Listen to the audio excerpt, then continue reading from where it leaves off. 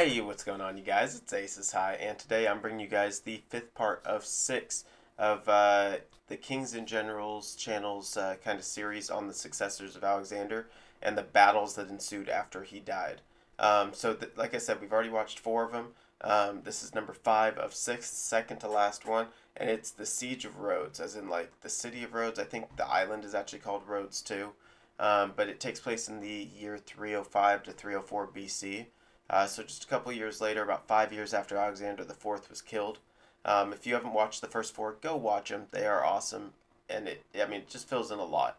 It's really taught me a lot, and I'm excited to watch this one, especially Rhodes. I don't know what it is. I've heard about Rhodes. I would love to see this. They're claiming neutrality, but somehow they get wrapped up into a battle. I wonder who they side with or how this happens. I don't know. Anyway, I'm gonna sit back. I'm gonna shut up, and let's just get started.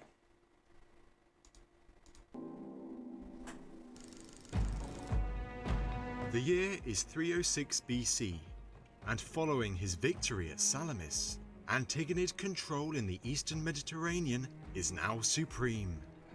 Yet almost immediately, new obstacles would arise for this newfound dominance.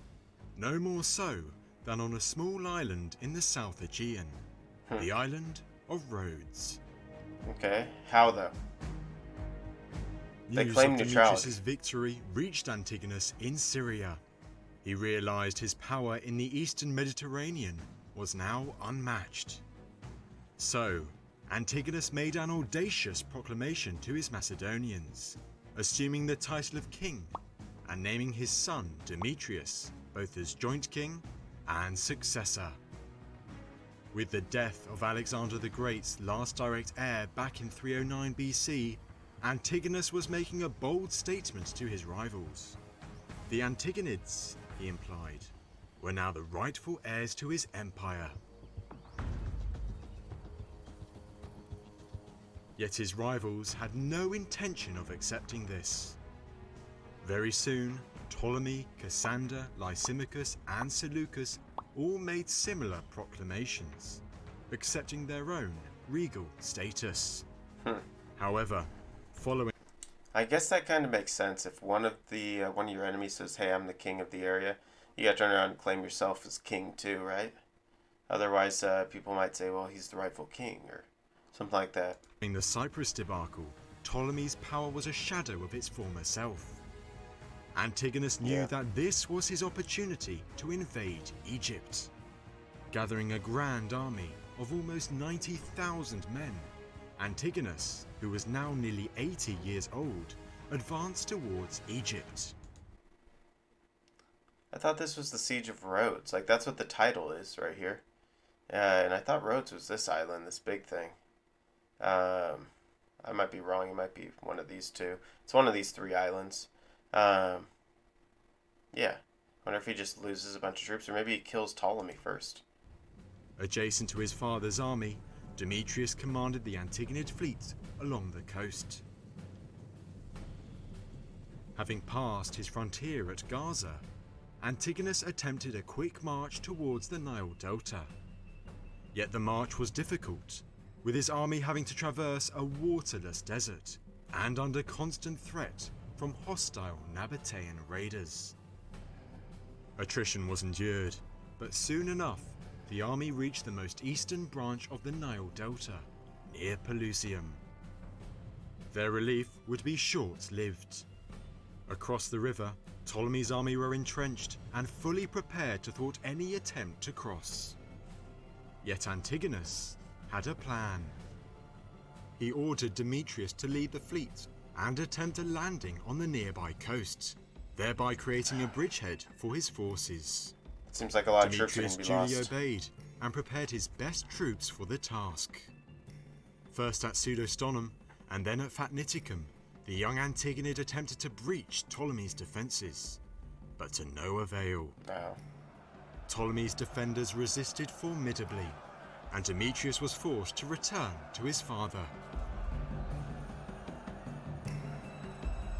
Antigonus now considered what to do next.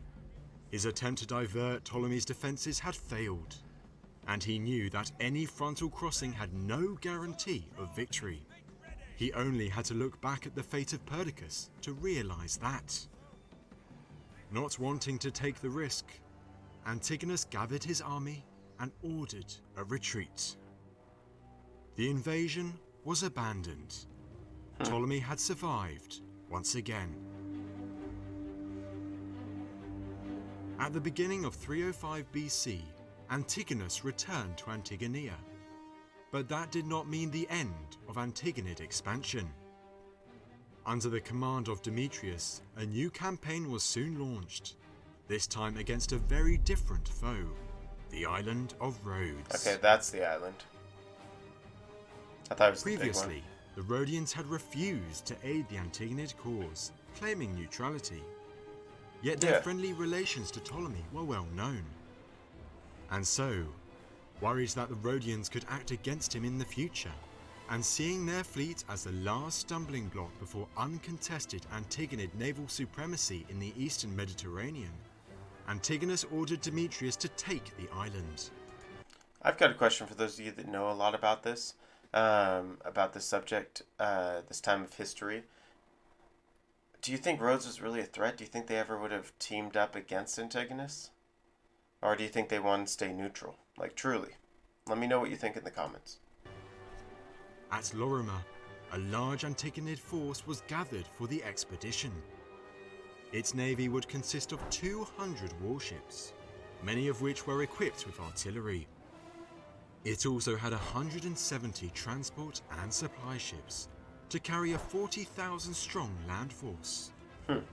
Demetrius also enlisted the aid of a small group of pirates, men who were skilled raiders and able sailors, and he also brought with him a large amount of siege equipment and provisions. He was experienced and well prepared for a siege. It's a hell of With a this town. huge armada, Demetrius set sail for Rhodes, landing his army near its namesake capital. He placed his camp on a plain to the southwest of the city, while his navy set up a blockade of the Rhodian harbour. Fortifying his position, Demetrius dispatched his pirates to raid and pillage the island, much to the dismay of the trapped Rhodians. After realizing that any attempts to negotiate were fruitless, the 7,000-strong Rhodian garrison readied the defences. The siege had begun. The first engagement soon occurred. Hoping to surprise the blockaders, 3 Rhodian vessels sailed out from the harbour, catching Demetrius' navy off guard and sinking many supply ships before returning to Rhodes. First blood to the Rhodians. Undeterred, Demetrius began preparations for an attack on the Rhodian harbour. He placed 2 large penthouses on top of 2 strapped-together cargo ships, with ballistae and catapults stationed inside the raised platforms. Oh my god. Designed to batter the Rhodian defences. At the same time, Demetrius constructed 2 4-story high siege towers, once again superbly mounted on cargo ships. He also filled many of his smaller ships with specialised Cretan archers and artillery. The Rhodians, in response, placed artillery around the harbour. They placed them on their ships, on the wall, and on the mole that protruded from the harbour. With his preparations complete, Demetrius commenced the assault. At night, he landed a small force of men at the farthest end of the mole, capturing it and creating a bridgehead for his forces, some 500 feet from the city wall. He placed 400 men to defend this bridgehead. Jesus. Early the next day, Demetrius had his amphibious siege engines towed into the harbour. Heavy catapult, ballista and archer fire were exchanged On both sides, yeah, I got you. One thing that I have to ask is, I understand it's not easy to see things at night, but there's so much sneaky stuff that goes on at night. Is the other team, I mean, are they just sleeping? They don't have torches? Like, I understand it's hard to see, but you'd think they don't always get away with it, and it seems like they always are in this time. either side, and great damage was inflicted on the Rhodian defences. Yet eventually, Demetrius sounded the retreat. Seeing the engines withdrawing, the Rhodians attempted to destroy them with fire ships. But the pursuit failed, and the ships were engulfed harmlessly. A second attack on the Rhodian harbour soon followed. Once again, Demetrius' siege engines were towed inside, and his artillery battered the Rhodian fortifications, with a portion of Demetrius' troops managing to gain control of a section of the Rhodian defences. At the same time, Demetrius' army on land scaled ladders at various locations along the city walls. Heavy fighting ensued on multiple fronts. Casualties were high on either side, but eventually the Rhodians emerged victorious, and Demetrius' army withdrew.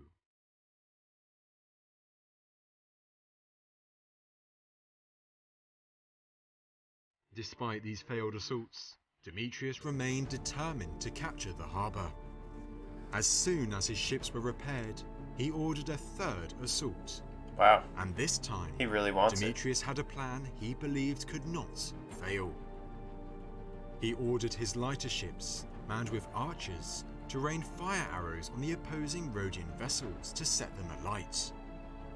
In the meantime, 3 of his formidable amphibious siege engines bombarded the harbour defences, the ballistae targeting the wall itself, and the catapults aiming at the defenders on the ramparts. It was a terrifying assault, and soon the Rhodian defences began to waver. The Rhodians were desperate. Yet despite heavy arrow fire, their sailors managed to extinguish the fires on their ships, and seeing the perilous situation, they proposed a desperate strategy. 3 of their most agile ships were manned by the best Rhodian sailors, and were sent through heavy fire right towards Demetrius' siege engines and rammed them. This suicide attack managed to destroy 2 of these formidable engines. Yet soon, the Rhodian ships were surrounded and destroyed, while the 3rd engine escaped. Yet in this daring act, the Rhodians had saved the harbour from almost certain capture. Demetrius once again was forced to retreat. Not long after, a great storm occurred off the Rhodian coastline. Any attempts to launch a new attack were temporarily thwarted. Oh, that left those troops on the shore, though. Opportunity. The far end of the mole was still in Demetrius' hands, but now it was unable to be aided by the fleet. Launching a wave of attacks, the Rhodians soon overwhelmed the small outpost. More bad news was to follow for Demetrius. As the storm subsided, reinforcements amounting to 650 troops sent from Ptolemy managed to sneak into the harbour, reinforcing the jubilant Rhodians. Demetrius' attempts to take the harbour had backfired completely, and in the beginning of 304 BC, he changed his tactics, turning his attention to a land assault. To that end, he constructed another great siege tower, a Helepolis. This siege tower was even bigger than his previous one at Salamis, and he had learned from his past mistakes, placing iron plates over the wooden frame to prevent it from catching fire.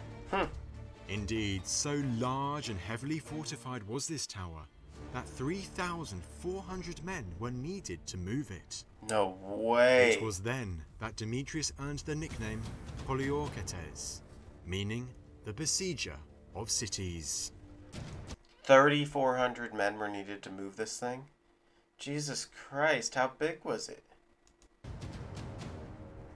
Alarmed, the Rhodians began constructing a secondary wall.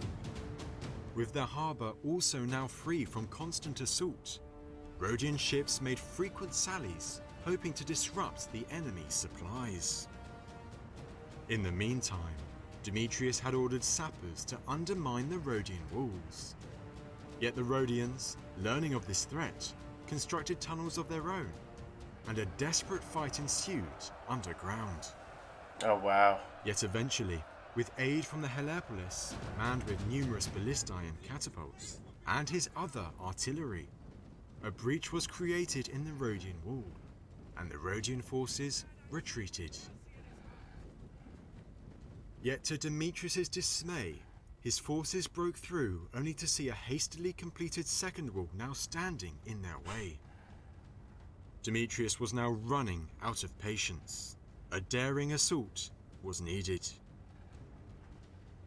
Picking his best men for the task and placing them under the command of his most experienced general, Alcimus, Demetrius ordered a quick night assault on the city.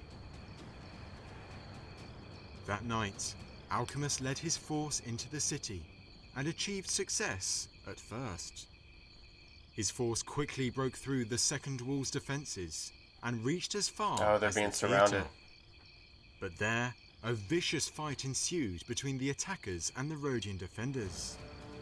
Many fell on either side, but eventually the Rhodians, fighting zealously for their homeland, overcame Demetrius' forces. Of the 1,500 men that had reached the theatre, all were either captured or killed, among them Alcimus. The assault had failed, and Demetrius returned to the siege. However, news now reached him that his father had ordered him to break off the siege. The year-long siege was lifted. Demetrius reached an agreement. I don't understand why his father said to break it off at that point. He's so close. He broke through the first wall. He's weakened the harbor. All he has to do is break through the second wall. I understand it's still a lot, but why call it off now after all these lives have been lost? With the Rhodians and sailed away. For the Rhodians, it was their finest hour. They had successfully defended against the superpower of the time. In honor of their achievement, they ordered the construction of a monument that would go down in history as one of the 7 wonders of the ancient world, the Colossus of Rhodes. Oh, okay. I play a lot of Sid Meier's Demetrius, Civilization, and that's actually one of the wonders that you can build. I didn't know the history of it. he was needed in Greece. Cassander had once again become a threat. Yet little did he know that the great climax to the Wars of the Successors was fast approaching. We will cover this great climax in the next episode of this series. Yeah, so can't subscribe and press the alarm bell to keep. Alright, you guys, let's have a chat about that. There's only one left. I'm super excited for it. I don't know who's going to win. It looks like Ptolemy's not going to win, but I hope he does. I think he's still my favorite. But, I mean, who knows? There's still a lot that can happen and a lot that can go down. I am actually really excited they showed that that's where the Colossus came from. So that's kind of cool. But, yeah, anyway, hope you guys stick around for the next one. Till next time, this is Aces High, and I'm out.